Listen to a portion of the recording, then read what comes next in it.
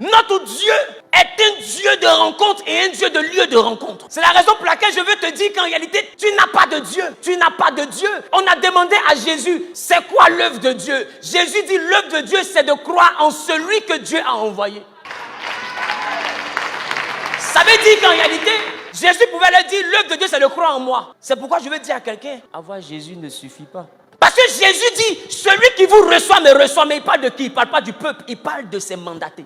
Il y a des personnes que tu as loin. Tu vas beau prier, le ciel ne peut pas t'exaucer parce qu'il y a des choses qui ne sont plus dans le ciel. Le jour de la Pentecôte, toute la plénitude du Père est descendue par le Saint-Esprit. Ça veut dire qu'il n'y a plus rien au ciel pour toi. Corneille priait pour avoir quelque chose venant du ciel. Dieu ne lui a pas donné quelque chose venant du ciel, mais il lui a donné un homme qui s'appelait Pierre qui venait de Jopé. Pourquoi? Parce que ce que Corneille recherchait avait déménagé du ciel et habitait dans la vie d'un homme.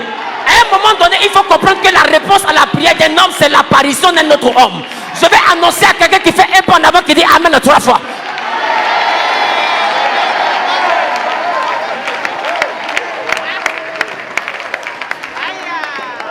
Si tu ne sais pas accueillir les hommes, tu ne sais pas recevoir Dieu. Si tu ne sais pas accueillir l'humanité, tu ne peux pas marcher avec la divinité. Abraham a longtemps entendu la voix de Dieu, mais son enfant est venu quand il a reçu 3 visiteurs. Ça veut dire que Dieu ne peut pas se manifester dans ta vie tant qu'il ne prend pas une forme humaine. Parce que ça va contre le principe de la terre. La terre appartient à l'homme. Donc si Dieu vient opérer sur la terre sans l'autorisation préalable ou bien l'association, la main d'association d'un homme, c'est une violation juridique.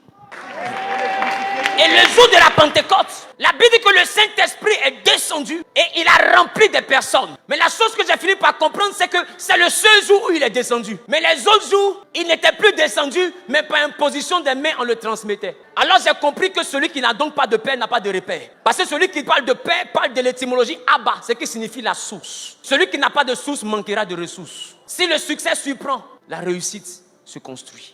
Et tout dépend de la montagne sur laquelle tu es arrêté.